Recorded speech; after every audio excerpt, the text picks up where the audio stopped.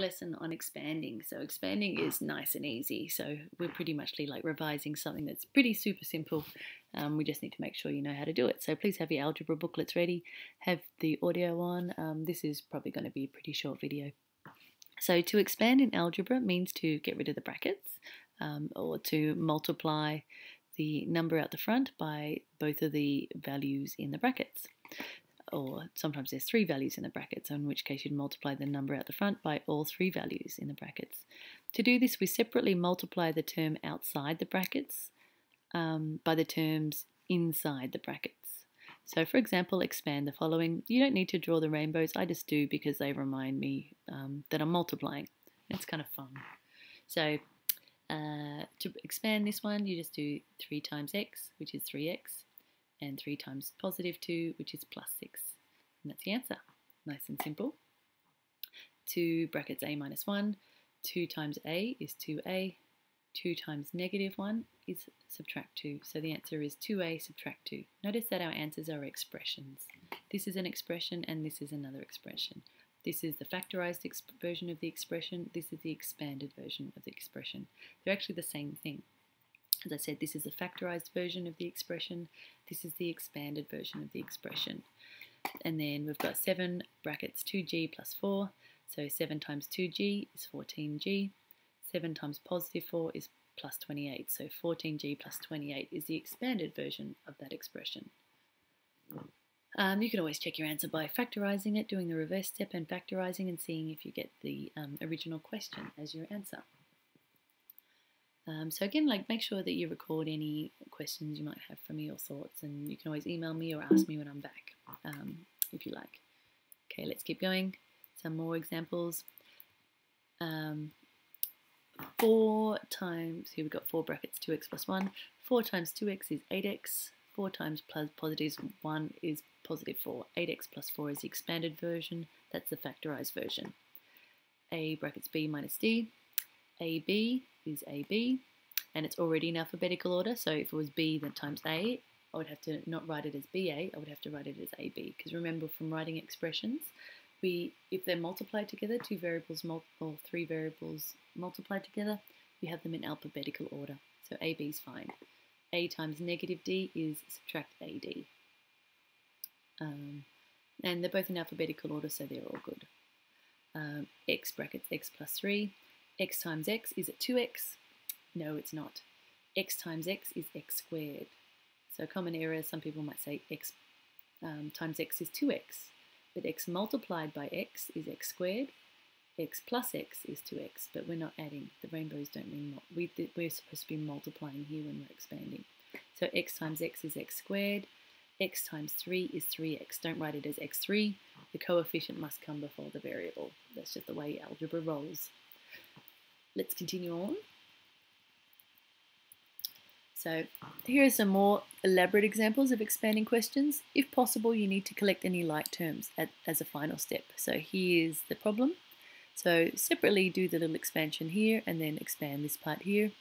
So 3 times x is 3x. 3 times 2 is 6, so 3x plus 6. Then we've got a plus here, so think of it as positive 2 times x makes positive 2x.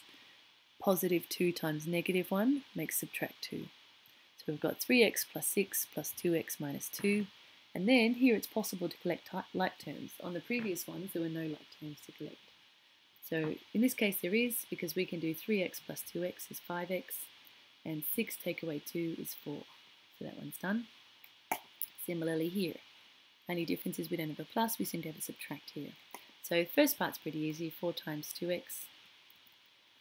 4 times 2x is 8x. 4 times negative 3 is subtract 12. Then we've got take away 2 times 7x, take away 14x. Negative 2 times 4 is negative 8. So 8x minus 12 minus 14x minus 8. Most common errors is people forget that it's negative 2x being multiplied in. So it's like negative 2 times 7x. Most people would say negative 14x, but by accident some people might say positive 8 at the end. But as I said here, negative 2 times positive 4 is negative 8.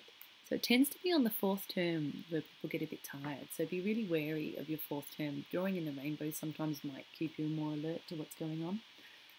but it tends to be here that we see the error. Don't forget your like terms. 8x, take away 14x in the number line would give you negative 6x, because 8 take away 14 is negative 6. Negative 12, take away 8, because remember the sign is to the left of the term, so it's negative 12, take away 8 is negative 20. So negative 6x take away 20 is that answer.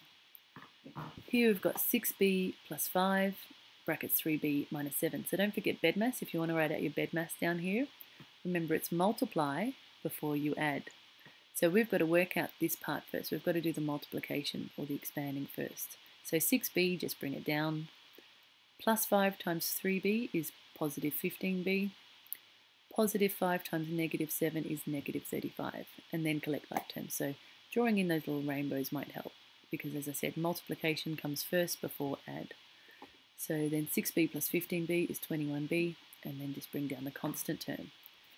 So just remembering this is a variable, this is a coefficient, and this is a constant term. Constant terms are like terms where there's no variable. Maybe one last little example here. I'm not sure if this is in your booklet, but if just in case it is, let's go through it. Notice that the minus outside the bracket ends up changing all the signs inside the bracket.